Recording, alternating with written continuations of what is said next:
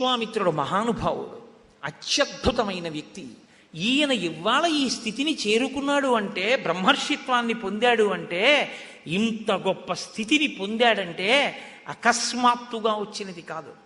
ఈయన ఎంత కష్టపడ్డాడో, ఎన్నిటికి ఎదురీదాడో, ఎన్నిసార్లు కామం క్రోధం, క్రోధం కామం, కామం క్రోధం, ఎన్ని మాటలో వశుడైపోయి భంగపాటు చెంది తపస్సు పోగొట్టుకుని చివరికి బ్రహ్మర్షిత్వాన్ని ఎలా పొందాడో నీకు చెప్తాను నాయనా విను అని. ఎందుకు చెప్పాలి ఇప్పుడు విశ్వామిత్ర చరిత్ర అంటే, మీరు చూడండి, లోకంలో ఒక పోకడు ఉంటుంది. నాకు మా గోపాలకృష్ణ గారు అంటే చాలా ప్రీతి అనుకోండి. నేను చాలా ప్రీతి అయితే ఏం చేస్తాను, ఏదో గోపాలకృష్ణ గారు నాకు కావలసినటువంటి ఉపకారం ఒకటి చేశారు అనగానే, గోపాలకృష్ణ గారి గురించి మీకు తెలియదు, ఆయన ఎటువంటి వారో తెలుసా అండి, మహానుభావుడు, ఇత పూర్వం ఏమైందంటే అని ఆయన చరిత్ర ఒకసారి చెప్పేస్తాను మీకు. ఎందుకు చెప్పేస్తానంటే నా సంతోషం అనమాట. నా సంతోషంతో ఆయన గురించి మాట్లాడతాను.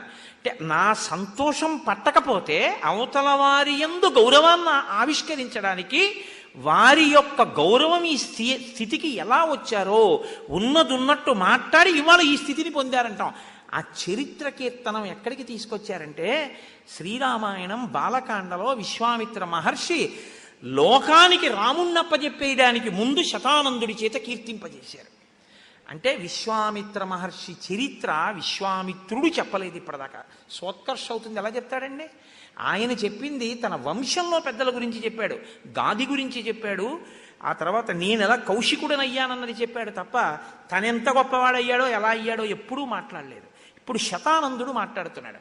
ఆయన అన్నాడు, రాజా భూదేశ ధర్మాత్మ దీర్ఘకాలమరిందమ ధర్మజ్ఞ కృత విద్యశ్చ ప్రజానాంచ హితేరతః. ఈయన ఈ విశ్వామిత్రుడు చాలా కాలం రాజుగా ఈ భూమండలాన్ని పరిపాలించాడు. ధర్మహితంగా, ప్రజారంజకంగా ఎన్నో సంవత్సరముల పాటు రాజ్యాన్నంతటినీ పరిపాలించి ఒకానొక సమయంలో ఒక అక్షౌహిణి సైన్యంతో భూమండలమంతా తిరిగి రాజ్యానికి వస్తూ వశిష్ఠ మహర్షి యొక్క ఆశ్రమానికి వెళ్ళారు. వెళ్ళి వశిష్ఠ మహర్షి సాదరంగా స్వాగతం చెప్పారు. ఇరువురు కూర్చున్నారు. ఒకరిని ఒకరు కుశల ప్రశ్నలు వేసుకున్నారు. కుశల ప్రశ్నలు అయిపోవడానికి ముందే వశిష్ఠ మహర్షి అతిథి సత్కారం చేశారు. మీరు ఇది బాగా జ్ఞాపకం పెట్టుకోవాలి. రామాయణంలో, శ్రీరామాయణంలో అతిథిని గౌరవించడం, కృతజ్ఞత, ఈ రెండు మాటలు ఎక్కడెక్కడ కనపడ్డాయో వాళ్ళు ఉదాత్తులు అని గుర్తు. కృతజ్ఞత అన్న మాట గురించి, ఆతిథ్యము అన్న మాట గురించి శ్రీరామాయణంలో అనేక చోట్ల ప్రస్తావన వస్తుంది. ఎన్ని చోట్ల వస్తుంది. ఇది ఎక్కడెక్కడ హృదయము విశాలమై ఉంటుందో, సంస్కారవంతమై ఉంటుందో అక్కడక్కడ ఈ అతిథి పూజ గురించి, సత్కారం గురించి మాట్లాడుతుంటారు. కాబట్టి వశిష్ఠుడు విశ్వామిత్రునకు పాద్యము అర్ఘ్యము ఇచ్చి ఆసనం ఇచ్చి గౌరవించాడు ఇత పూర్వమే. ఆయన కాసేపు మాట్లాడిన తర్వాత నేను బయలుదేరి వెళ్ళిపోతాను, నా సైన్యం ఎదురు చూస్తోంది అన్నాడు. ఎందుకంటే సైన్యాన్ని ఆశ్రమంలోకి తీసుకురారు, బయట విడిది చేస్తుంది. నేను బయలుదేరుతున్నాను అన్నాడు. అంటే ఆయన అన్నాడు వశిష్ఠుడు, ఆతిథ్యం కర్తుమిచ్చామి బలస్యాస్య మహాబల తవ చైనా ప్రమేయస్య యదార్హం సంప్రతీచ్ఛమి. ఇంత దూరం వచ్చారు, నా ఆతిథ్యం స్వీకరించి వెళ్ళండి, నేను ఇచ్చేటటువంటి ప్రసాదాన్ని స్వీకరించి వెళ్ళండి అంటే విశ్వామిత్రుడు అన్నాడు, ఏవముక్తో వశిష్ఠేన విశ్వామిత్రో మహామతి కృతమిత్య బ్రవీద్రాజా ప్రియవాక్యేన మేత్వయ ఫలమూలేన భగవన్ విద్యతే యత్తవాశ్రమే పాద్యేనాచమనీయేన భగవద్దర్శనేన చ సర్వధా చ మహాప్రాజ్ఞ పూజార్హేణ సుపూజితః గమిష్యామి నమస్తేస్తు మైత్రేణేక్షస్వ చక్షుషా. నువ్వు నాకు పాద్యం ఇచ్చావు, ఆసనం ఇచ్చావు, ఫలమూలాదులను ఇచ్చావు, నన్ను ఇంత గౌరవించావు, ప్రేమతో మాట్లాడావు, ఇంకింతకన్నా ఆతిథ్యం ఏమిటి? నేను బయలుదేరి వెళ్ళిపోతాను, నువ్వు నన్ను ఎప్పుడూ ఇలాగే ప్రేమతో చూస్తూ ఉండు చాలు, నాకంతకన్నా ఇంకేం అక్కర్లేదు, నేను బయలుదేరుతానన్నాడు విశ్వామిత్రుడు. ఎప్పుడూ ఇలాగే ఉంటే మనసు ఇంకోలా ఉంటుంది. ఏదో ఆ దేవకీ వసుదేవుల్ని రథం ఎక్కించినప్పుడు ఓలాగా, అశరీరవాణి పలికినప్పుడు ఓలాగా ఉన్నట్టు ఉండకూడదుగా. విశ్వామిత్రుడితో సమస్య ఎక్కడ వస్తుందంటే, ఆయన మనసులోకి ఇంకో కోరిక రానంతసేపు బాగానే ఉంటుంది. అంటే ఇంకా మనసు సంస్కారమును పొందలేదు అది బాగా. కాబట్టి ఇక్కడ వరకు చాలా బాగానే మాట్లాడాడు ఆయన. ఏ విశ్వామిత్రుడే చెప్పేది? రాముడితో మాట్లాడిన విశ్వామిత్రుడు కాదు, ప్రారంభంలో విశ్వామిత్రుడు. ఈ మాటలంటే పదే పదే పట్టుపట్టాడు వశిష్ఠుడు. కాదు కాదు, మీరు ఇక్కడ ఏదైనా ప్రసాదం తీసుకుని వెళ్ళవలసిందే, ఆతిథ్యం స్వీకరించండి అని. ఎందుకు అలా పట్టుపట్టాలి? అలా పట్టుపట్టకపోతే గొడవ వదిలిపోతుంది కదండి, వెళ్ళిపోతాడు కదా ఆయన. అంటే ఎవరి ధర్మం వాళ్ళది. భోజనం సమయానికి ఒక అతిథి వచ్చారనుకోండి, మీరు భోజనం చేసేస్తున్నారు, అప్పటికే ఒక అతిథి వచ్చారు, కనీస మర్యాద ఏమిటంటే మీ అబ్బాయిని పిలిచి ఆయనకు ఒక పండు ఇవ్వరా, కాసేపు తింటూ ఉండమని వస్తున్నాను. అంతేగాని నేను భోజనం చేస్తుంటే వచ్చాడని తిట్టకూడదు.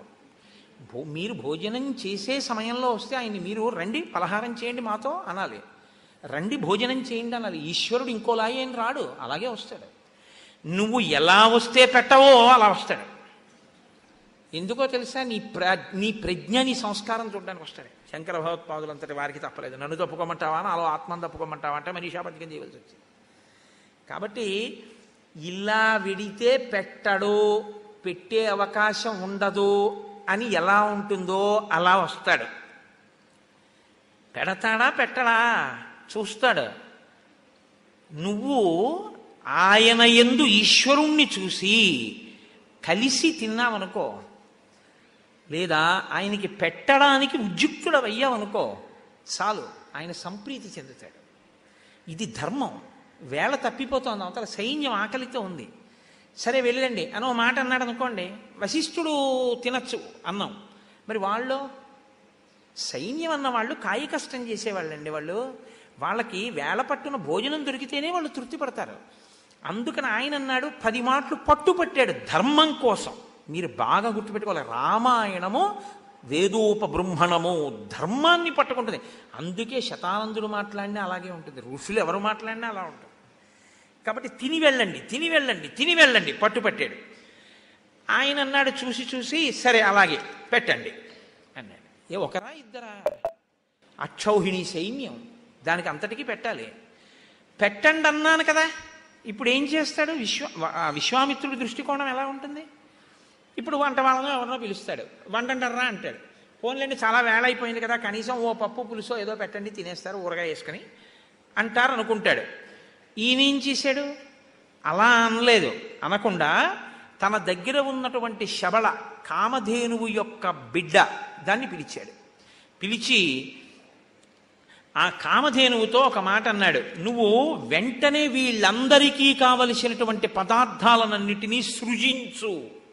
వండు కాదు, సృజించు అంటే ఈయన మాట విని ఆవిడ సంకల్పం చేస్తుంది. అంటే కామధేనువు కల్పవృక్షం, ఈ రెండు అటువంటివే. అది పువ్వుల రూపంలో పళ్ళ రూపంలో ఇస్తుంది. ఈమె ఒక్కసారి ఆయన కోరగానే అలా జరగాలనుకుందంతే. ఆయన మర్యాద ఏం చేస్తే నిలబడుతుందో అలా జరగాలి అంతే. వచ్చేస్తాయి ఆ పదార్థాలు, అక్కడికి వచ్చేసి కూర్చుంటాయి అంతే. కాబట్టి ఇప్పుడు కామధేనువుని ఈ మాట అనగానే వచ్చేసాయి అంతే. ఇంకా ఆయన వెళ్ళిపోయి సైన్యాన్ని పిలవలేదు భోజనానికి. ఏం వచ్చేసాయి? ఇక్షూన్ మధూంస్తథా లాజాన్ మైరేయాంశ్చ వరాసవాన్ పానాని చ మహర్షాణి భక్ష్యాం సోచ్ఛావచాంస్తథా ఉష్ణాఢ్యస్యౌదనస్యాత్ర రాశయ పర్వతోపమాః మృష్ణాన్నానీ చ సూపాంశ్చ దధికుల్యాంస్తథైవ చ నానాస్వాదు రసానాంచ షాడబానాం తథైవ చ భాజనాని సుపూర్ణాని గౌడాని చ సహస్రశః. కొన్ని మీరు దాచలేరు.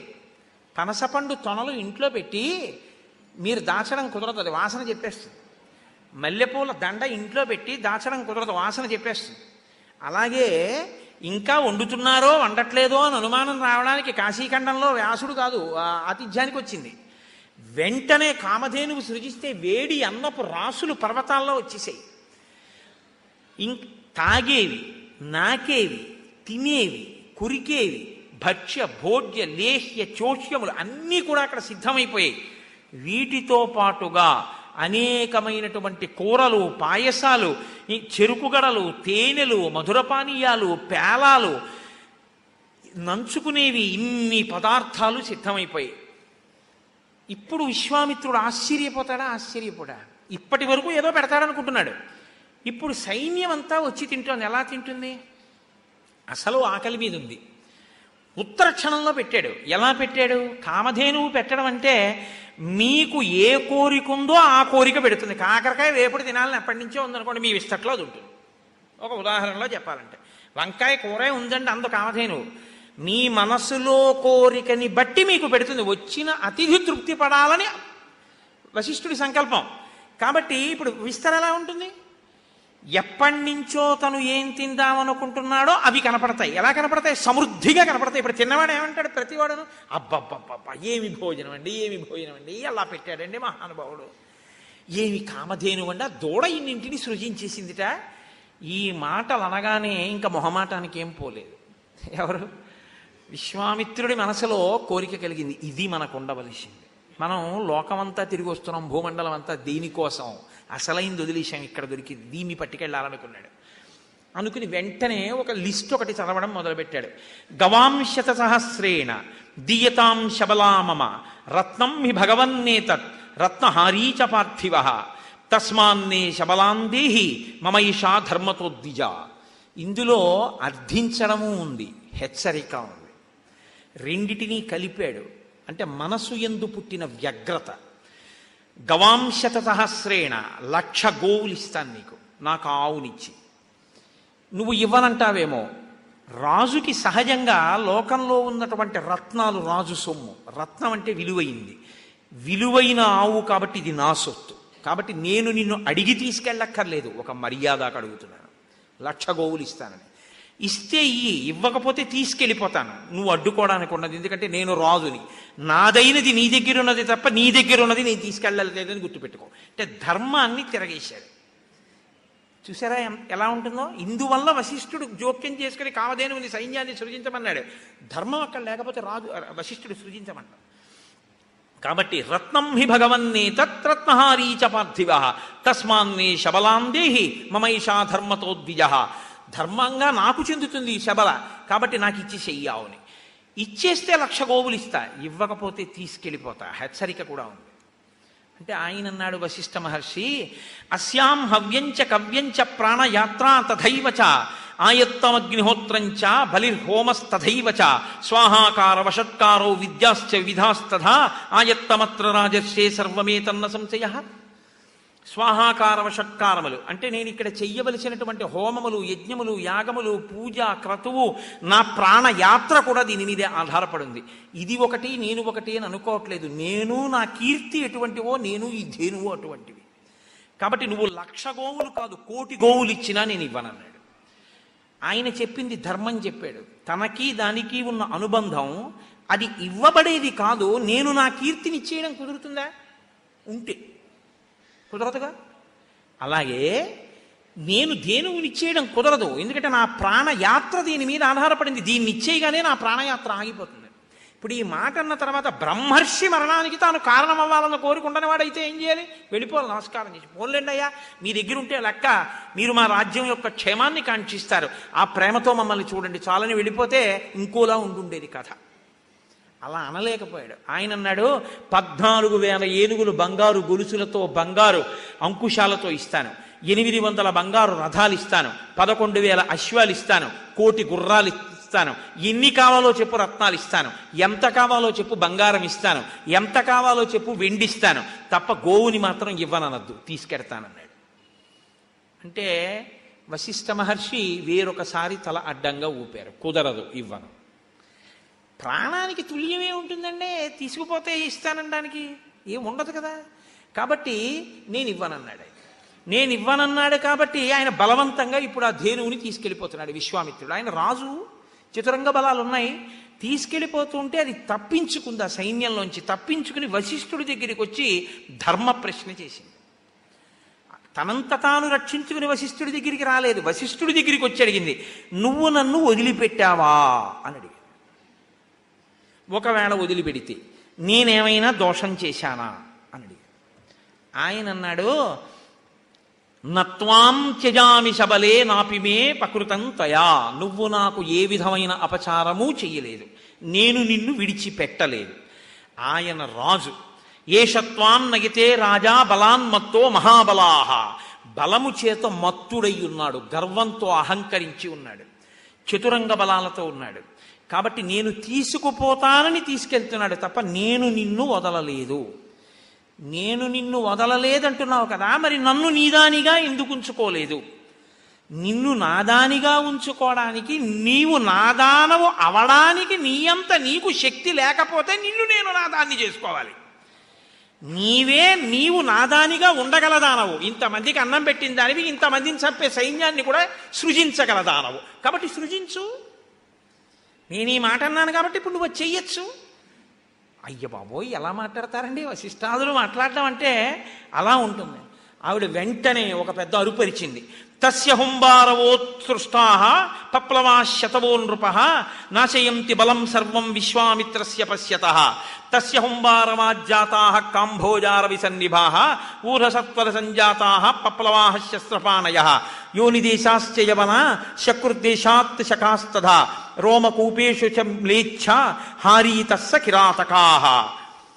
ఆమె ఒక్క పెద్ద హుంబారావం చేసింది. ఆ ధేనువు ఆ హుంబారావంలోంచి కాంభోజులు, పొదుగు నుండి పప్లవులు, యోని ప్రదేశము నుండి యవనులు, పురీష ప్రదేశము నుండి శకులు, రోమకోపముల నుండి మ్లేచ్ఛులు, హారీతులు, కిరాతులు ఉద్భవించారు.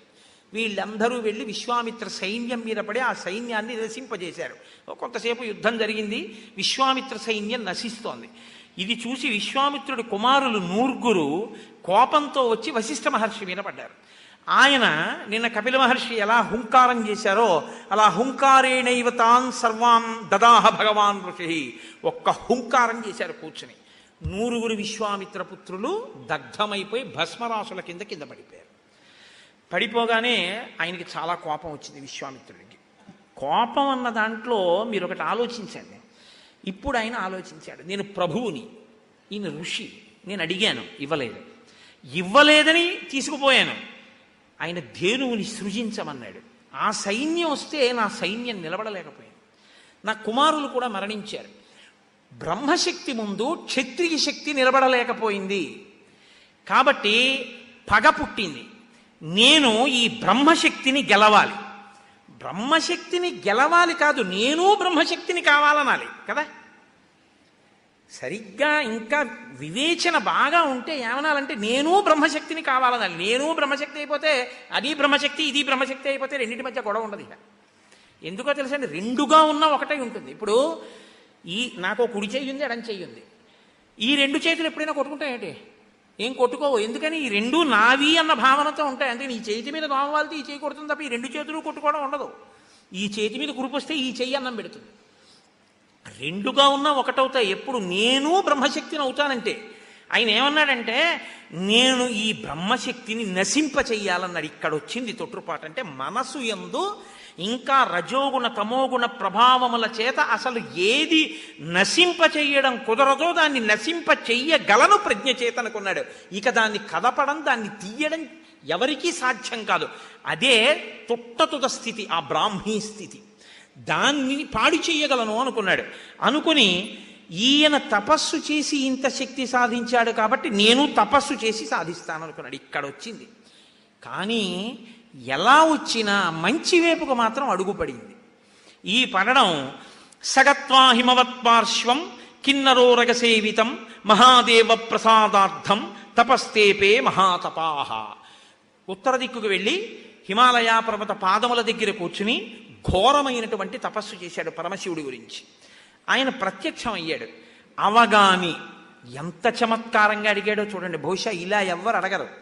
ఆయన ఏమని అడిగాడంటే నాకు ధనుర్వేదాన్ని ఉపదేశం చెయ్యండి అని అడగలేదు. ఉపదేశం చెయ్యాలంటే ఈయన ఆచమనం చెయ్యాలి, ఆయన కూర్చోవాలి, ఒక్కొక్క మంత్రం చెప్పాలి, ఈయన విని ధారణ చెయ్యాలి. అప్పుడు అవన్నీ వశవర్తులు కావాలి, అవి వచ్చి నిలబడాలి. విశ్వామిత్రుడు రామచంద్రమూర్తికి చేసినట్టు అంత సమయం లేదు. శివుడు కనపడగానే శివుడి దగ్గర పుచ్చుకుని వశిష్ఠ మహర్షిని చంపేయాలి. వ్యగ్రత అంతుంది కడుపులో. కోరిక ఏమని అడిగాడో తెలుసా అండి? యది తుష్టో మహాదేవ ధనుర్వేదో మమానఘ సాంగో పాంగో నుపనిషద సరహస్య ప్రదీయతాం. నిజంగా నువ్వు నా తపస్సు చేత కానీ ప్రీతి పొందిన వాడవైతే, యది తుష్టో మహాదేవ ధనుర్వేదో మమానఘ, నాకు ధనుర్వేదం అంతా కూడా సాంగోపాంగోపనిషద, సాంగోపాంగంగా అంగ ఉపాంగములతో సహా ధనుర్వేదం అంతా నాకు వచ్చేయాలంతే. ఇంకా ఉపదేశం ఏం చెయ్యొద్దు, నువ్వు తథాస్తు అను, నాకు వచ్చేయాలి. నేను బయలుదేరిపోతా. ఏమిటా తొందర, కొట్టేయాలి వశిష్ఠుడిని, కడుపు మండిపోతుంది నాకు. తపస్సు చేశాడుగా, ఆ తర్వాత తెలుస్తుంది విషయం ఏమిటో అనుకున్నాడు ఆయన. కాబట్టి ఆయన అన్నాడు తథాస్తు, ప్రకాశించింది నీ యందు, అంతే. గబగబగబగబా వెళ్ళిపోయాడు. కనపడిందంతే వశిష్ఠ మహర్షి ఆశ్రమం. పిలవలేదు, కోపం లేదు, కేకయలేదు, ఒక్కొక్కటి వదిలేస్తున్నాడు మంత్రపూరితమైన శక్తులు. ఆ లోపల ఉన్న ఉద్యానవనాలు ధ్వంసమైపోతున్నాయి, లేళ్లు పారిపోతున్నాయి, జింకలు పారిపోతున్నాయి, ఆవులు కట్లు తప్పుకు పరిగెడుతున్నాయి. ఆ వనమంతా కూడా ధ్వంసమైపోయింది. అందరూ వశిష్ఠ మహర్షి బ్రహ్మన్ రక్షించు రక్షించు అంటూ పరిగెడుతున్నారు. వశిష్ఠుడు బయటికి వచ్చాడు. ఏమి అల్లరి? విశ్వామిత్ర, నీకున్నటువంటి ధనుర్వేదంతో, నువ్వు నేర్చుకున్న అస్త్రాలతో నన్ను పాడు చేయగలను అనుకుంటున్నావేమో, ధూర్తుడా నిన్ను నిగ్రహిస్తానన్నాడు. బ్రహ్మదండాన్ని పైకెత్తి పట్టుకున్నాడు. ఆయన రోమకూపాల్లోంచి వస్తోంది బ్రహ్మతేజస్సు. అలా నిలబడినటువంటి స్వరూపం అత్యద్భుతం అండి. దాన్ని గీయడం కూడా ఏ చిత్రకారుడికి సాధ్యం కాదు. ఆ తేజస్సు అలా నిలబడి ఉందంతే. ఆయన ధనస్సు పట్టుకోలేదు, బాణం పట్టుకోలేదు, ప్రయోగించట్లేదు. ఆయన క్రుద్ధుడై అంటే కోపించిన వాడైతే విశ్వామిత్రుడిని చంపుతాడు. అప్పుడు విశ్వామిత్రుడికి వశిష్ఠుడికి తేడా లేదు. విశ్వామిత్రుడి యొక్క ఉద్ధతిని నిగ్రహించి పాఠం చెప్పడమే అంతే, అంతవరకే. అంటే స్వస్వరూపం ఎటువంటిదంటే దాన్ని తనలోకి ఐక్యం చేసేసుకుంటుంది, పుచ్చేసుకుంటుంది. అన్నీ పుచ్చేసుకున్న తర్వాత ఇంక ఇవ్వడానికి ఏమీ లేక తెల్లబోయి అవతలబడి వెళ్ళిపోవాలి తప్ప వాణ్ణి మాత్రం పడగొట్టడం. ఎందుకు పడగొట్టడంటే వృషద్విచిత్రతల్పయో భుజంగమౌక్తికస్రజో గరిష్టరత్నలోష్టయో సుహృద్విపక్షభట్టయో తృణారవింద చక్షుషో ప్రజామహీ మహేంద్రయో సమప్రవర్తయన్మన కదా సదాశివం భజే. వాళ్ళకి ద్వంద్వాలు ఉండవు. తుల్యనిందా స్తుతిర్మౌని సంతుష్టో ఏన కేనచిత్ అనికేత స్థిరమతి భక్తిమాన్మే ప్రియో నరః. బ్రహ్మర్షి అంటే అంతటా అదే చూస్తాడంతే ఆయన తప్ప ఆయనకి భేదం లేదు. విశ్వామిత్రుడికి భేదం ఉంది. భేదబుద్ధి ఆయనకి పోవలసింది ఈయనకి కాదు. ఈయనకి భేదబుద్ధి ఉంటే ఎలాగా? అలా నించున్నాడు అంతే బ్రహ్మదండం పట్టుకుని. ఇప్పుడు ఈయనేం చేస్తున్నాడు? ఆయన్ని పడగొట్టగలను అనుకున్నాడు. వారుణంచైవ రౌద్రంచ ఐంద్రం పాశుపతం తథా ఐషీకం చాపి చిక్షేప కుపితో గాధినందన మానవం మోహనంచైవ గాంధర్వం స్వాపనం తథా జృంభణం మాదనంచైవ సంతాపన విలాపనే శోషణం దారణంచైవ వజ్రమస్త్రం సుదుర్జయం బ్రహ్మపాశం కాలపాశం వారుణం పాశమేవ చ పైనకాస్త్రం చ దయితం శుష్కార్థే అశనీబుభే దండాస్త్రమధ పైశాచం క్రౌంచమస్త్రం తథైవ చ ధర్మచక్రం కాలచక్రం విష్ణుచక్రం తథైవ చ వాయవ్యం మధనంచైవ ఆస్త్రం హైశిరస్తదా శక్తిద్వయం చ చిక్షేప కంకాళం ముసలం తథా వైద్యాధరం మహాస్త్రం చ కాలాస్త్రమధదారుణం త్రిశూలం ఘోరం బ్రహ్మాస్త్రం. ఒకటేమిటి? ధనుర్వేదంలో ఎన్ని అస్త్రాలు పరమశివుడి అనుగ్రహం చేత తనకి భాషించాయో అన్నిటినీ విడిచిపెడుతున్నాడు. అన్నీ వెళ్ళిపోతున్నాయి. ఇలా బ్రహ్మదండం పట్టుకుని ఇచ్చున్నాడు. అన్నీ బ్రహ్మదండంలోకి వెళ్ళిపోయి కలిసిపోతున్నాయి. పుచ్చేసుకుంటోంది బ్రహ్మదండం. అందరూ చక్క చూస్తున్నారు. ఆహాహా, ఏమి విచిత్రమైన సన్నివేశం రా ఇది అని. అన్నీ విడిచిపెట్టేశాడు, ఏమీ లేవు. ఆయన ఎలా ఉన్నాడు? అలాగే ఉన్నాడు, అలా కూర్చొని చక్కగా నీళ్లు పడుతుంటే బిందెటూ పట్టుకుపోయిన వాళ్ళలా నించున్నాడు. ఆయన ఏమీ అనలేదు వశిష్ఠ మహర్షి. ఈయనే అన్నాడు విశ్వామిత్రుడు. దిగ్బలం క్షత్రియ బలం బ్రహ్మతేజో బలం బలం ఏకేన బ్రహ్మదండేన సర్వాస్త్రాణి తానిమే. ఇది ఆ స్థితికి వెళ్ళని వాడి స్థితి, వెళ్ళిన వాడి స్థితి. ఏం అందమండి శతానీకుడు మహానుభావుడు శతానందుడి మాటలు. దిగ్బలం క్షత్రియ బలం. క్షత్రియ బలం ఎందుకు పనికొచ్చింది ఈ అస్త్రాలు? బ్రహ్మతేజో బలం బలం, బ్రహ్మతేజస్సు ఆ బలం బలం. ఏకేన బ్రహ్మదండేన, ఒక్క బ్రహ్మదండం ఇలా పట్టుకున్నాడు.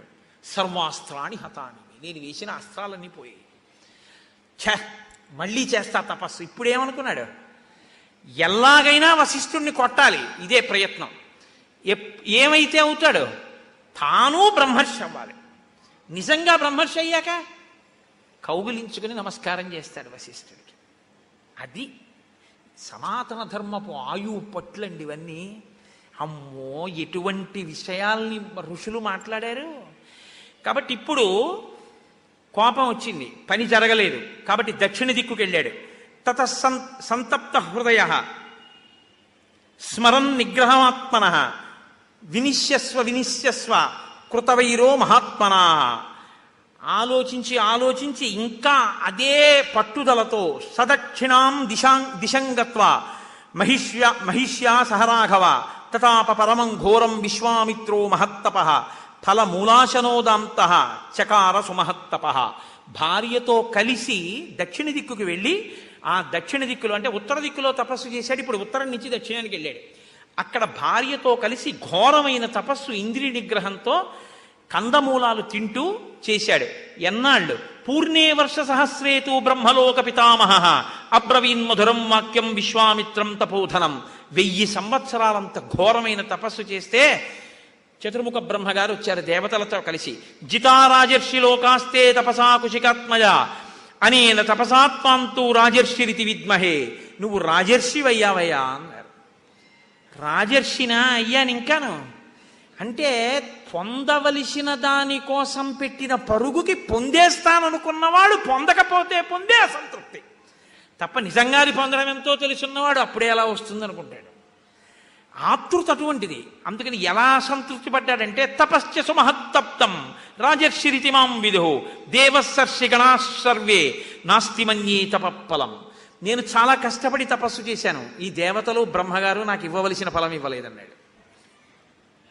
చూశారు ఎలా ఉంటుందో? ఇంత తపస్సు చేసినా ఇంకా మనసు పొందవలసినటువంటి స్థితిని పొందలేదు. ఏతస్మిన్నేవ కాలే తు సత్యవాదీ జితేంద్రియ త్రిశంకురితి విఖ్యాత ఇక్ష్వాకు కులవర్ధన. ఆ కాలంలోనే ఇక్ష్వాకు వంశంలో త్రిశంకు అనబడేటటువంటి ఒక మహారాజు గారు ఉండేవాడు. సవశిష్టం సమాహూయ కథయామాస చింతితం అశక్తమితి చాప్యుక్తో వశిష్ఠేన మహాత్మన. ఆయన తన కులగురువు అయినటువంటి వశిష్ఠ మహర్షి దగ్గరికి వెళ్ళి సశరీరంగా స్వర్గానికి పంపమని అడిగాడు. వశిష్ఠుడు అన్నాడు కుదరదన్నాడు. ఇక్కడ మీరు ఒక విషయం కొంచెం జ్ఞాపకం పెట్టుకోవాలి. కుదరదంటే ఏమండి వశిష్ఠుడికి చేత కాదా? అలా పంపడానికి అవకాశం లేదా? వెళ్ళిన వాళ్ళు లేరండి స్వర్గానికి. అర్జునుడు వెళ్ళలా? బోళ్ళెంతమంది వెళ్ళారు స్వర్గానికి. మరి ఈయన ఎందుకు వెళ్ళాడు అంటే వెళ్ళడానికి యోగ్యమైన స్థితి ఆయనకి లేదు.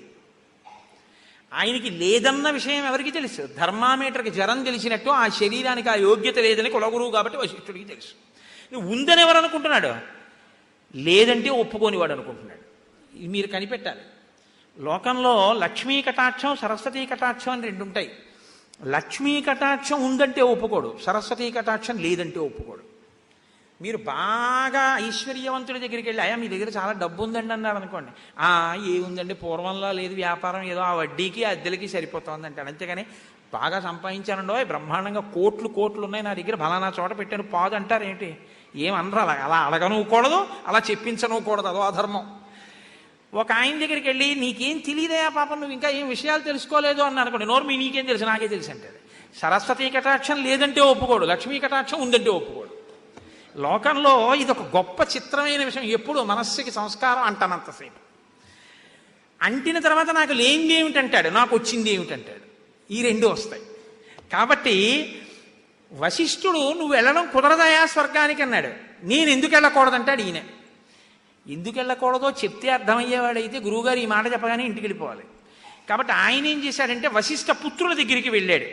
వెళ్ళి అయ్యా నేను కులగురువు వశిష్ఠుడిని నమ్ముకున్నాను, ఆయన దగ్గరికి వెళ్ళాను, యజ్ఞం చేశాను, ఎన్నో చేశాను, ఈసారి మళ్ళీ చేస్తాను, నన్ను సశరీరంతో స్వర్గానికి పంపమన్నాను, కుదరదు పంపించనన్నాడు. ఆయన్ని నమ్ముకున్నాను, ఆయన చేయలేదు, ఏం చేస్తాను మరి? ఆయన పుత్రులు కాబట్టి మీ దగ్గరికి వచ్చాను, మీరు తప్ప నాకు దిక్కెవరు కాబట్టి మీరు పంపించండి అన్నాడు. పైకి వినయం. అసలు యథార్థంగా గురువుగారి మీద నమ్మకం అంటే ఏంటి? గురువుగారు నాన్న నీకు ఇంకా శక్తి రాలేదురా అన్నారు అనుకోండి. గురువుగారు అయితే నేను ఆ శక్తి వచ్చేంత వరకు పరిశ్రమ చేస్తాను, ఏం చేయమంటారని అడగాలి. అంతేగాని మీరు కాకపోతే మీ అబ్బాయి దగ్గరికి వెళ్తానని వెళ్తే గురువుగారి మీద నమ్మకం ఏంటంటే బూడిదే. కాబట్టి ఇప్పుడు గురువుగారి పిల్లల దగ్గరికి వెళ్ళాడు. వెళ్ళి మీ నాన్నగారు పంపనంటున్నారు, అయ్యా మీరు పంపించండి నన్ను అన్నాడు. అంటే వాళ్ళు అన్నారు మా తండ్రి మహానుభావుడు 3 లోకములలో ఏదైనా సాధిస్తాడు యజ్ఞంతో, అలాంటి వాడు సాధించనన్నాడంటే దాన్ని మేము ఎలా చేస్తాం? మేము చేయలేం. ఇది అంటే తండ్రిగా కాదు గురువుగా కొడుకులు అర్థం చేసుకున్నారు తండ్రిని. కాబట్టి మేము ఎలా చేస్తాం? కుదరదు, ఇంటికి వెళ్ళిపో అన్నారు. అంటే ఆయన అన్నాడు నేను అలా వెళ్ళను, మీరు నాకు ఎలా అయినా ఉపకారం చేయాలి, మీరు ఉపకారం చేయకపోతే నాకు తప్పదు కాబట్టి ఇంకో గురువుని వెతుక్కుంటానన్నాడు. ఇంకో గురువుని వెతుక్కుంటే వీళ్ళకేం బాధ అండి అని మీరు అడగచ్చు. మా గురువు చేతకానివాడు అయిపోయాడనే కదా తన అర్థం. వశిష్ఠ మహర్షిని అంత మాట అన్న తర్వాత ఇంకా గురువుగారి శిష్యులుగా ఉన్నారు వాళ్ళు, వశిష్ఠుడి యొక్క కొడుకులుగా కాదు. ఇప్పుడు వాళ్ళు ఊరుకుంటారా? కాబట్టి వాళ్ళు అన్నారు నువ్వు ఇవాల్టి రాత్రి తర్వాత చండాలుడవగుదువుగాక. ఎందుకని? నీ బుద్ధి అలా ఉంది కాబట్టి నీకు అలాంటి శాపం ఇచ్చామన్నారు. రాత్రి అయి తెల్లవారింది. రుద్రభూమిలో ఉండేటటువంటి బూదినంతటిని ఒంటికి రాసుకుని నల్లటి బట్టలు కట్టుకుని వికృతమైన రూపం వచ్చేసి ఇనప కడియాలు వేసుకుని ఇనప ఆభరణములను పెట్టుకుని భయంకరమైనటువంటి స్వరూపాన్ని పొందాడు. పొంది ఇప్పుడు మనసులో మాత్రం ఇంకా స్వర్గానికి వెళ్ళాలన్న కోరిక వదలలేదు. అంటే ఇప్పటికీ ఆ మౌఢ్యం పోలేదు. మూఢ అంటారు అందుకే శంకరాచార్యుల వారు. కాబట్టి ఇప్పుడు ఏం చేశాడు? మళ్ళీ విశ్వామిత్రుడి దగ్గరికి వెళ్ళాడు. వెళ్ళి విశ్వామిత్రస్తుతం దృష్ట్వా రాజానం విఫలీకృతం చండాల రూపిణం రామ ముని కారుణ్యమాగత. ఆయనకి ఈయన్ని చూస్తే జాలేసిందిట. ఎందుకు జాలేయాలి? ఒక్కటే కారణం, అయ్యో పాపం ఇంత బాధకి గురైపోయాడే, బ్రాహ్మణ శాపానికి గురైపోయాడే, ఇప్పుడు తను కోరుకున్న కోరిక తీరనటువంటి ఒక క్షత్రియుడు బ్రాహ్మణుడి చేత ఎలా బాధపడుతున్నాడో నేను అలాగే బాధపడుతున్నాను నా కోరిక తీరక. ఇది సమాన ధర్మం చూసుకున్నది. అందుకు కారుణ్యం, ఇంకో కారణం లేదు అక్కడ కారుణ్యానికి. అప్పటికి విశ్వామిత్రుడి మనస్థితి అంతే. కాబట్టి ఇలా అనుకుని నీకెందుకయా నేను పంపిస్తానన్నాడు. ఎందుకు ఆ మాట అండం? ఇప్పటికి అయిందే తక్కువ, అవ్వలసింది బ్రహ్మర్షిత్వం. మళ్ళీ ఉన్న తపస్సు దీనికెందుకు అంటే ఏదో రకంగా ముందు వశిష్ఠుణ్ణి అవమానించేస్తే తన కడుపు బాధ తీరిపోతుంది కొంత. వశిష్ఠుడు పంపనన్నాడు, తను పంపించేయాలి. కాబట్టి ఇప్పుడు ఏమన్నాడంటే యజ్ఞం చేసేద్దాం అనలేదు. ఇప్పుడు ఈ యజ్ఞం చేయడానికి శిష్యుల్ని పిలిచి దేశంలో ఉన్న వేదం చదువుకున్న వాళ్ళందరినీ తీసుకురండి. ఎవరైనా ఒకవేళ రాను అంటే ఎవరు రానన్నారో ఎందుకు రానన్నారో నాకు వచ్చి చెప్పండి అన్నాడు. ఇది ఆ చిత్రమైనటువంటి పరిస్థితి. ఈ మాట చెప్తే ఆయన కూడా సరేనన్నాడు. ఈలోగా త్రిశంకువు మనస్థితి ఏమిటో వాల్మీకి మహర్షి అత్యద్భుతంగా చెప్తారండి. నేను ఇదే మీతో మనవి చేసింది. సర్టిఫికెట్లు ఇవ్వరు, మాటలు చెప్తారు. దానివల్ల మీరు సంస్కారం పట్టుకోవాలి. దైవమేవ పరం మన్యే పౌరుషంతు నిరర్ధకం దైవేనాక్రమ్యతే సర్వం దైవం హి పరమాగతి. త్రిశంకు విశ్వామిత్రుడితో అన్నాడు, నేను ఇన్ని యజ్ఞాలు చేశాను, యాగాలు చేశాను, ధర్మంగా పరిపాలన చేశాను, గురువుల్ని కొలిచాను, ఇన్ని చేశాను, చిట్ట చివరికి శాపం వచ్చింది, స్వర్గం రాలేదు. నాకేమర్థం అవుతోందంటే పురుష ప్రయత్నం కన్నా కూడా దైవమే గొప్పది అని నాకు అర్థమైంది అన్నాడు. అన్న తర్వాత ఏమనాలని కూరుకోవాలి. వెంటనే అన్నాడు, నాణ్యాం గతిం గమిష్యామి నాణ్య శరణమస్తిమే దైవం పురుషకారేణ నివర్తయితుమర్హసి. నువ్వు తప్ప నాకు దిక్కు లేదు, దైవాన్ని నీ పురుషకారంతో తిప్పికొట్టు అన్నాడు. పురుషకారం కన్నా దైవం గొప్పదన్నవాడు ఇప్పుడు దైవాన్ని మళ్ళీ పురుషకారంతో కొట్టమని ఎలా అడుగుతున్నాడు? ఈయనకి ఈయన కోరిక తీరితే చాలు, ఆయనకి ఆయన కోరిక తీరితే చాలు. అలాంటి వాళ్ళు ఇద్దరూ కలుసుకున్నారు. కాబట్టి ఇప్పుడు అందరికీ కబురు చేశారు, అందరూ వచ్చారు. ఎందుకు వచ్చారు? యజ్ఞం చేస్తున్నట్ట, వెళ్ళకపోతే శాపం ఇస్తాడేమో, ఎందుకు వచ్చిన కూడా వెడదాని రెండని వచ్చారు. వశిష్ఠపుత్రుల్ని వెళ్ళి పిలిచారు, మీరు రెండన్నారు. అంటే వాళ్ళన్నారు, క్షత్రియో యాజకో యస్య చండాలస్య విశేషత కథం సరసి భోక్తారో హవిష్యస్య సురశయ. యజ్ఞం చేయిస్తున్న యాజకుడు క్షత్రియుడు, యజ్ఞం చేయబడుతున్నది చండాలుడి కోసం. అక్కడికి దేవతలు ఎలా వస్తారు? అది ఎలా యజ్ఞం అవుతుంది? మేము రామన్నారు వాళ్ళు. దీనికి జవాబు చెప్పలేదు విశ్వామిత్రుడు. తిరిగి వచ్చిన శిష్యులు అన్నారు, ఒక్క వశిష్ఠ శిష్యులు మాత్రం వేరొకరు మాత్రం ఈ మాట అన్నారన్నారు. అనగానే ఆయనకు వచ్చింది కోపం. నేను ఇంత కష్టపడి తపస్సు చేస్తే నన్ను ఇలా అంటారా? వశిష్ఠపుత్రులు, అది ఆయన కోపం. నోటి వెంట ఎంత కోపంతో కూడిన మాట వచ్చేసిందో తెలుసా అండి?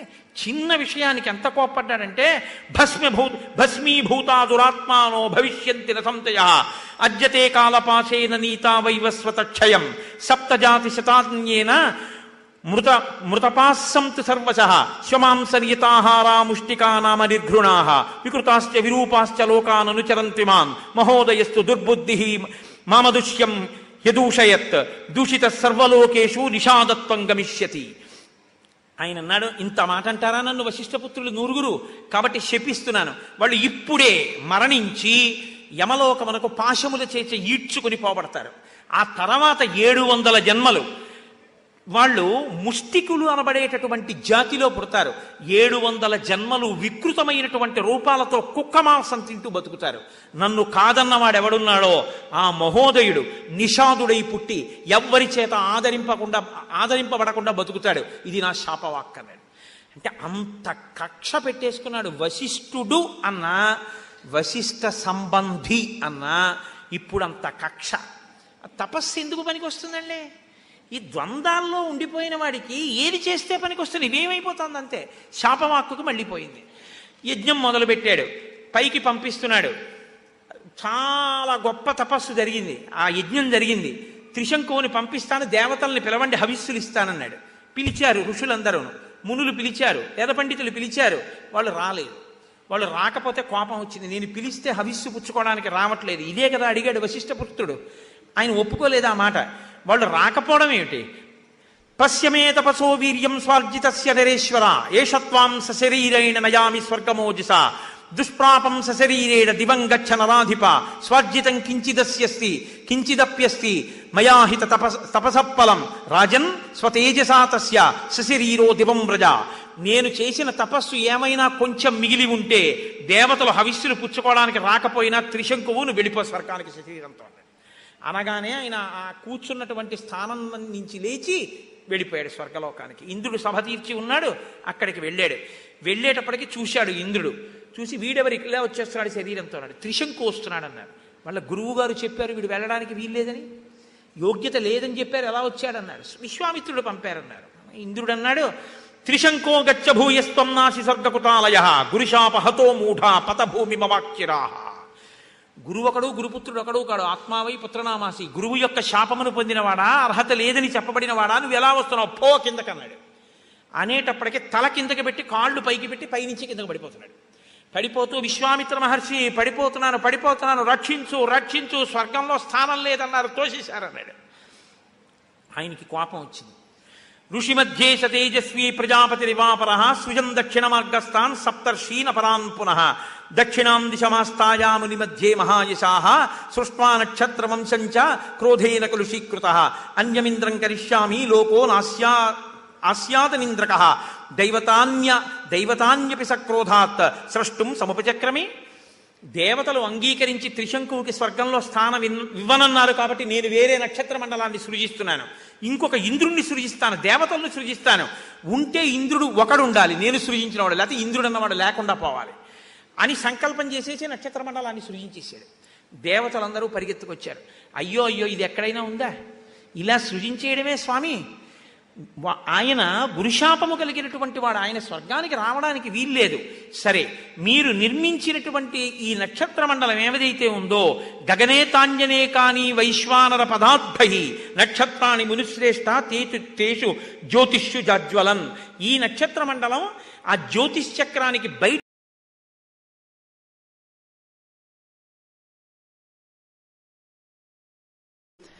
అగస్త్య మహర్షి యొక్క చరిత్ర చెప్పడం మొదలుపెట్టాడు. ఒకానొకప్పుడు అగస్త్య మహర్షి ఒక అరణ్యంలో నడిచి వెడుతున్నారు. మహాత్ముల యొక్క స్పర్శ చేత కదూ ఇంత గొప్ప స్థితి వస్తుంది. అగస్త్యుడిని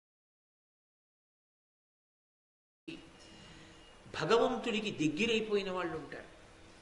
ఈ అధికారం నాది అనే అహంకారంతో ఈశ్వరుడికి దూరమై పాపం మూట కట్టుకునే వాళ్ళు ఉంటారు. అందుకే అది రెండంచుల ప్రమాదం ఉన్న కత్తి. అన్ని వేళలా తరించడానికి యోగ్యము అని చెప్పడానికి అవకాశం ఏమి ఉండదు.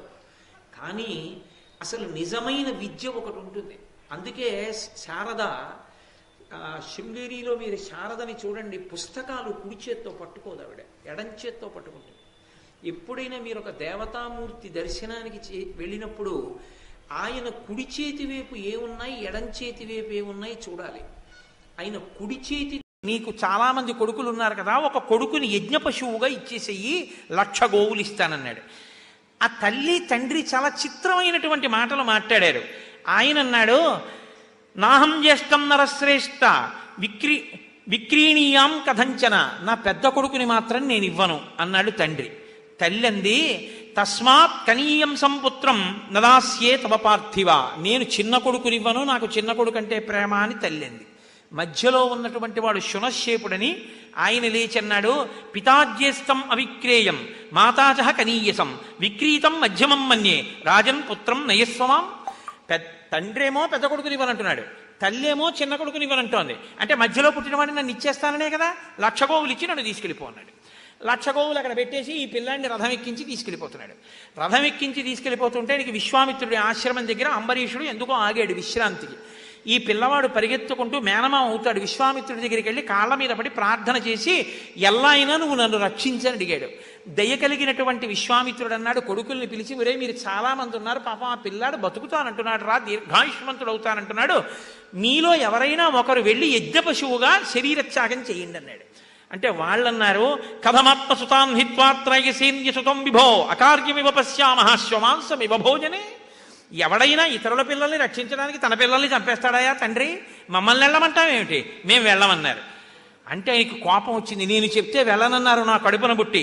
శ్వమాంస భోజిన సర్వే వాసిష్టా ఇవ జాతిషో పూర్ణం వర్షసహస్రంతో పృథివ్యామనువత్సదా. వాసిష్టామివ జాతిషు, ఇది చిత్రమైన మాట. వశిష్ఠుడి కొడుకులు ఉన్న జాతిలో పుట్టండి రా మీరు అన్నాడు. వశిష్ఠుడు యొక్క కొడుకులకి జాతి ఏమిటండి అంటే కడుపు మంట. వశిష్ఠుడి పేరెత్తితే వాళ్ళని 700 జన్మలు ముష్టిక జాతిలో పుట్టి కుక్క మాంసం తినమన్నాడుగా, మీరు కూడా అలా వెళ్ళండి, వెళ్ళి మీరు కూడా అలా పడుండండి అన్నాడు. వాళ్ళందరూ ఆ శాపం చేత వెళ్ళిపోయి ఆ కుక్క మాంసం తింటూ ముష్టికులైపోయారు. ఇప్పుడు మళ్ళీ కొంత తపస్సు పోయింది. ఇప్పుడు ఆ పిల్లాన్ని పిలిచాడు. పవిత్రపాశైరాసక్తో రక్తమాల్యానులేపన వైష్ణవం యూపమాసాధ్యామగ్భిరగ్ని ఉదాహర. నిన్ను ఎర్రటి మాలలు వేసి చందనం రాసి యూపస్తంభానికి కడతారు. కట్టినప్పుడు నువ్వు ఒక పని చేయి, నేను నీకు 2 మంత్రాలు నేర్పుతాను, ఆ మంత్రాలతో ఇంద్రుణ్ణి కీర్తించు, ఇంద్రుడు సంతోషించి నిన్ను విడిచిపెడతాడన్నాడు. ఆ 2 మంత్రాలు ఉపదేశం పొందాడు. శునశ్యేపుణ్ణి తీసుకెళ్లారు, యూపస్తంభానికి కట్టారు.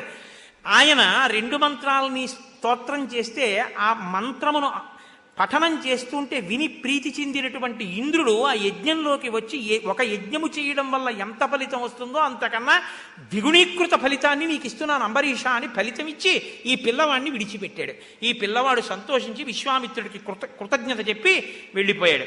ఈయన మళ్ళీ పుష్కర క్షేత్రంలోనే కూర్చుని మళ్ళీ బ్రహ్మాండమైనటువంటి తపస్సు మొదలుపెట్టాడు. మళ్ళీ తపస్సు చేస్తున్నటువంటి సమయంలో అక్కడికి తతకాలేన మహతామేనకా పరమాప్సరాహ పుష్కరేషు నరశ్రేష్ఠ స్నాతు సముపచక్రమే. అక్కడ ఉన్నటువంటి తీర్థంలో స్నానం చెయ్యడం కోసమని మేఘమండలంలో విద్యుత్తీగలా ఉండేటటువంటి మేనక వచ్చింది. ఆ మేనకని చూసి కామమోహితుడయ్యాడు. 10 సంవత్సరంలో ఆవిడితో కలిసి సంసారం చేశాడు. 10 ఏళ్ళు అయిపోయాక గుర్తొచ్చింది, అరే తపస్సు చేద్దాం అనుకున్నాను వశిష్ఠ మహర్షి మీద కోపంతో, ఈ మేనకతో ఉండిపోయాను, కామానికి లొంగిపోయాను అనుకున్నాడు.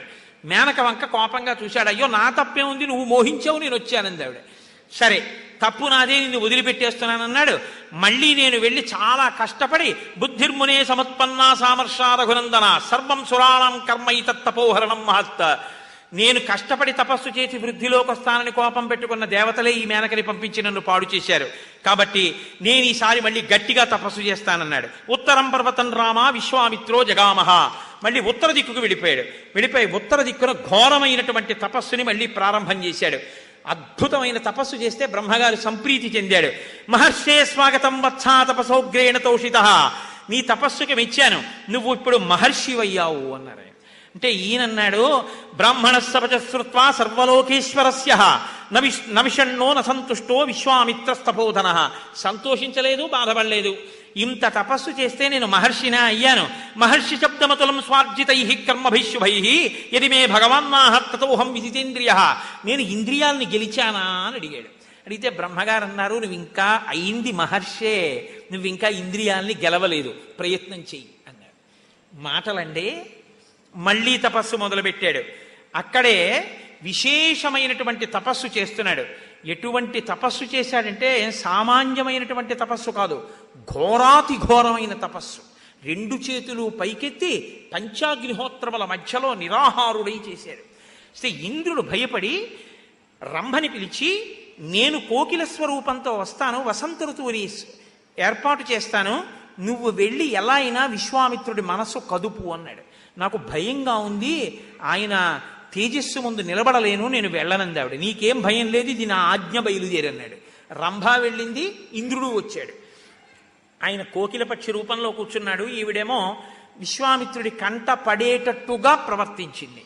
ఆయన వసంత ఋతువు వచ్చిందని కించిత్ మనసు కదిలి కన్నులు విప్పి చూశాడు. రంభ కనపడింది. ఓహో, నా తపస్సు పాడు చేయడానికి రంభాను వచ్చావా అన్నాడు. యన్మాంలో భయసే రంభే కామక్రోధ జయిషిణం 10 వర్ష సహస్రాణి శైలీ స్థాస్యసి దుర్భగే. నా తపస్సు పాడు చేయడానికి వచ్చావా? ఇలా వచ్చావు కాబట్టి నీవు దశ వర్ష సహస్రాన్ని 10,000 సంవత్సరముల పాటు శిలవై పడిపో అన్నాడు. మళ్ళీ కోపంతో తపస్సు పోయింది. బ్రాహ్మణస్సు మహాతేజాహ తపోబల సమన్విత ఉద్ధరిష్యతిరం భేత్వాం మత్క్రోధ కలుషీకృతాం. ఒక బ్రాహ్మణుడు వచ్చి నిన్ను మళ్ళీ శాపం నుంచి ఉద్ధరిస్తాడులే పో అన్నాడు. ఆవిడ శిల అయిపోయింది, తన తపస్సు పోయింది. ఇప్పుడు ఇలా కాదన్నాడు, తూర్పు దిక్కుకు వెళ్ళిపోయాడు. వెళ్ళిపోయి అక్కడికి వెళ్ళి మళ్ళీ ఘోరమైనటువంటి తపస్సు. పూర్ణే వర్ష సహస్రేతు కాష్టభూతం మహామునిం. కాష్టం ఎలా ఉంటుందో అలా అయిపోయాడు. ఊపిరి తీయడం కూడా మానేశాడు, కుంభకం చేసేశాడు, ఆహారం తినడం మానేశాడు, కూర్చుని ఘోరాతి ఘోరమైన తపస్సు చేశాడు. 1000 సంవత్సరముల తర్వాత అన్నం తిందామని అన్నం వండుకుని తినబోతున్నాడు. ఇంద్రుడు బ్రాహ్మణ రూపంలో వచ్చి నాకు అన్నం పెడతారా, ఆకలితో ఉన్నానన్నాడు. వచ్చినవాడు ఇంద్రుడని తెలిసి కూడా కోపం లేకుండా అన్నం పెట్టేశాడు. పెట్టేసి మళ్ళీ వెళ్ళి కుంభకంలో కూర్చున్నాడు. కూర్చుని కొన్ని వేల సంవత్సరముల పాటు ఊపిరిని బిగపట్టేసి శరీరం అంతా కాష్టమైపోగా కొయ్యైపోగా అలాగే తపస్సు చేస్తే ఆయన శిరస్సులోంచి ధూమం పుట్టింది. అది లోకాల్ని ఆక్రమిస్తోంది. ఇంకా తట్టుకోలేక దేవతలు ఋషులు వెళ్ళి బ్రహ్మగారిని ప్రార్థన చేశారు, ఆయనకి బ్రహ్మర్షిత్వం ఇచ్చేయమన్నారు. అప్పుడు బ్రహ్మగారు గబగబా హంసవాహనం మీద వచ్చి, బ్రహ్మర్షే స్వాగతం తేస్తు తపసోస్వసుతోషిత బ్రహ్మణ్యం తపసోగ్రేణ ప్రప్తవానసి కౌశిక దీర్ఘమాయుష్టితే బ్రహ్మం దదామి సమరుద్గణ స్వస్తి ప్రాప్నుహి భద్రంతే గచ్చ సౌమ్యధా సుఖం. బ్రహ్మర్షి అని పిలిచాడు. పిలుస్తూనే బ్రహ్మర్షి స్వాగతం తేస్తూ, బ్రహ్మర్షి స్వాగతం, నువ్వు బ్రహ్మర్షివయ్యా అన్నాడు. అంటే ఆయన అన్నాడు, నువ్వు బ్రహ్మర్షి అని పిలిస్తే నాకు సరిపోదు, బ్రహ్మణ్యం యదిమే ప్రాప్తం దీర్ఘమాయుస్తథైవచ ఓంకారశ్చ వషట్కారో వేదాశ్చ వరయంతు మాం క్షత్రవేద విదాం శ్రేష్టో బ్రహ్మవేద విదామపి బ్రహ్మపుత్రో వశిష్ఠో మాం ఏవం వదతు దేవతాః. నిజంగా నేను బ్రహ్మర్షినైతే నాకు వేదములన్నీ ప్రకాశించాలి, నాకు యజ్ఞం చేయించేటటువంటి అధికారం కావాలి, నాకు దీర్ఘాయుర్దాయం కావాలి. వాటితో పాటు వశిష్ఠుడు వచ్చి నన్ను బ్రహ్మర్షి అని పిలుస్తాడా అన్నాడు. దేవతలు వెళ్ళి వశిష్ఠుణ్ణి పిలిచారు. ఆయన స్థితిని పొందిన తరువాత 1000 ఏళ్ల తర్వాత ఒక కబళం తినబోతుంటే ఇంద్రుడు వస్తే పెట్టేశాడు. ఇంద్రియాలను గెలిచి బ్రహ్మర్షి అయిన తరువాత నాకా కోపం, బ్రహ్మర్షి అని పిలిచాడు. వశిష్ఠ మహర్షి, ఇప్పుడు తెలిసింది నాకు బ్రహ్మర్షిత్వం అంటే. మహానుభావ, నీకు మా గౌరవం అంటే మా గౌరవం. ఇద్దరు కౌగిలించుకున్నారు, నమస్కరించుకున్నారు. బ్రహ్మర్షిత్వాన్ని గెలుద్దాం అనుకున్నవాడు బ్రహ్మర్షి అయి దానిలో కలిసిపోయాడు. ఇది పతాక స్థాయి. ఇదే అద్వైత సిద్ధాంతంలో చరమస్థాయి. తాను బ్రహ్మముగా అహం బ్రహ్మాస్మి స్థాయిలో నిలబడిపోయేటటువంటి స్థితి. ఈ స్థితిని పొందాడయా అంతటి మహాత్ముడు. విశ్వామిత్రుడంటే సామాన్యుడు అనుకుంటున్నావా అని శతానందుడు ఆ రోజు ఆ కథ చెప్పిన తరువాత ఆ రాత్రి మహర్షులందరూ కలిసి ఒక కుటీరంలో గడిపారట. ఎంత సంతోషంగా